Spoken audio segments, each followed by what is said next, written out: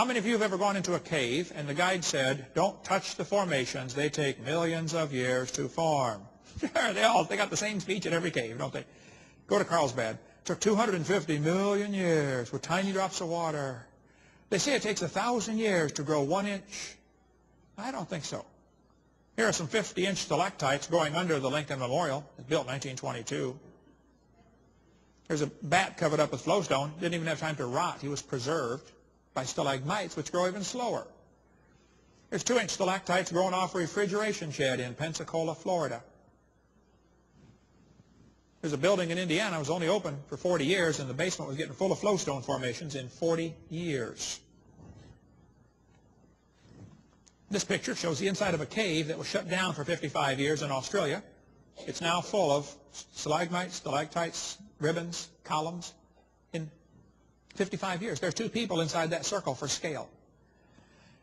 There's a 13-inch stalactite growing off a pipe, dripping water in a building built 7 years before this picture was taken in Herbert Field near Pensacola, Florida. On the bottom was a stalagmite. They broke it off and gave it to me. 7 years. It's in my museum. In Texas, they built a place for cars to park for the University of Texas in Austin. They had to put a pan up to catch the drips because there's stalagmites growing on people's cars parking underneath them. A guy in Wyoming had a hot spring in his property. He stuck a pipe in it about 100 years ago. Water came out the pipe and ran down the sides. They called it the teepee fountain. And everybody thought, wow, that's cool. He's got a fountain in his yard. Well, as the water ran down the side, some of it evaporated, leaving behind mineral deposits. How many have seen those mineral deposits in your sink before? Here, the guy died, and they left the pipe sticking in the yard. Here it is, 100 years later. That would take some lime away, wouldn't it? Don't tell me it takes millions of years for these formations to form. It does not. You're confused or you're lying to somebody, because it doesn't. The guy down the road put a pipe in his yard later. It's not quite as big, but still, it's pretty impressive. At the current rate of erosion, the continents are going to erode flat, be gone in 14 million years. We have landslides, mudslides, ground creep, mass wasting, exfoliation, avalanches. Does the ground ever fall up? It's always down, isn't it? Well, then why do they tell us we've got fossils that are 300 times older than that still above sea level? One atheist said, Hovind, don't you know the crust of the earth is sometimes rising, sometimes sinking? You know, you get volcanoes. Sedimentary rock? Well, no. Well, that's where fossils are found, folks. Sedimentary rock. Think about it. You could drive out west or fly out west and just look out the window of your airplane once in a while. There are erosion patterns all over this planet that are incredibly huge in places where it hardly ever rains. Grand Canyon had to be formed in a matter of a few weeks. We covered that on video 4. It did not form slowly by the Colorado River. There are ripple marks that are a mile apart. Huge ripple marks in southern Iraq. Evidence of a massive amount of water moving rapidly. A flood is the best explanation for this. Zagros Mountains. The oldest languages in the world are about 6,000 years old, less than 6,000 years old. But that fits what the Bible says. The Chinese calendar says this is the year 4703. Of course, they might have started with Noah. As far as Noah was concerned, the flood was a one-year cruise. He didn't start his life, you know. Or Shem lived 100 years before the flood. Might have started with Shem. I don't know what they started with, but they think Fuhai is the father of their civilization. Hebrew calendar said this is the year 5763. Question. Why are there no historical reliable records back more than 5,000 or 6,000 years old? I wouldn't trust the Egyptian calendar. They stretch all sorts of things in the Egyptian calendar. We covered that video 7, I believe. Folks, the evidence for a young Earth is overwhelming, but the students are never shown this. They're only shown the Earth is billions of years old because they have to have billions of years to fit their theory. And I think there's a long, interesting reason why they're only shown one view. They're afraid the kids might come up with a philosophy like our founding fathers had. You know, belief in creation.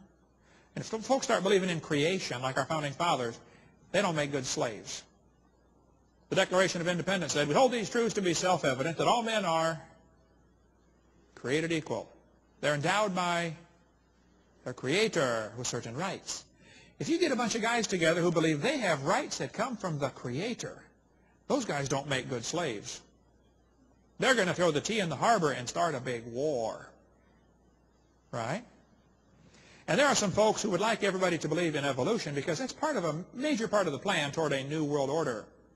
You have to keep the people, you know, like cows. You have to keep them kind of submissive. Cover more on that on video number 5. But 75% of kids from Christian homes that go to public schools are losing their faith in the Bible, largely because of this evolution teaching. That's exactly what happened to Crawford Toy. Most folks have never even heard of Crawford Toy. They know about the girl he almost married. Her name was Lottie Moon. She became a great missionary to China. The Southern Baptists today still have the Lottie Moon offerings every Christmas. Crawford Toy went to Europe and studied evolution. He began to believe it. He came back and told his seminary class. He was a seminary professor. He said, folks, the Bible intends to teach a plain 6-day creation. The Bible is simply an error at that point. Now listen, you seminary professors, if you're going to teach your kids the Bible's not true, why don't you quit that job and go get an honest job picking peaches or changing tires and quit destroying the faith of kids coming through your class. Yeah.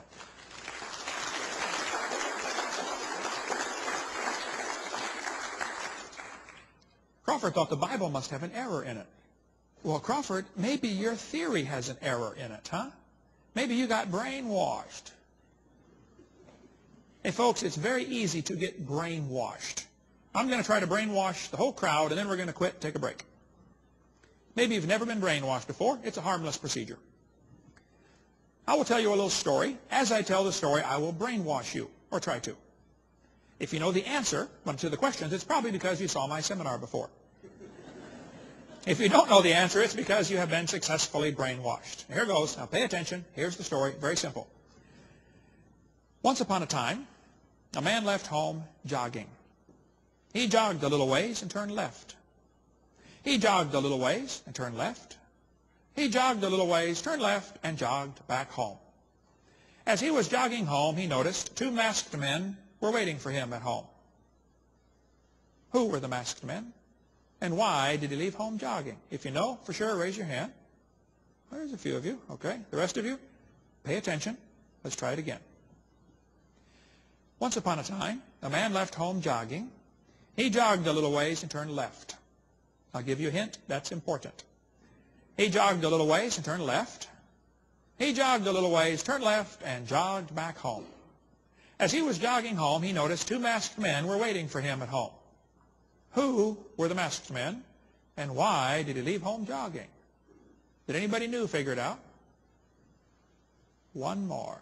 Okay, the rest of you, pay attention. We're going to try this one more time. But now I'm going to unbrainwash you.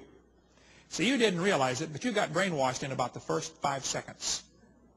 And right now you're brainwashed, but you're going to feel yourself get unbrainwashed as I tell the story again, because this time, while I tell the story, I will show you a picture. This picture will unbrainwash you. It's a cool feeling. You can feel it coming. Wow, I get it.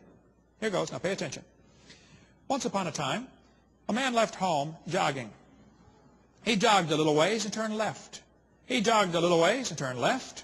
He jogged a little ways, turned left, and jogged back home. As he was jogging home, he noticed there were 2 masked men waiting for him at home. Who were the masked men? The catcher and the umpire. You say, Brother Hovind, is it that easy to get brainwashed? Yep. As soon as I said a man left home, he started thinking about a house.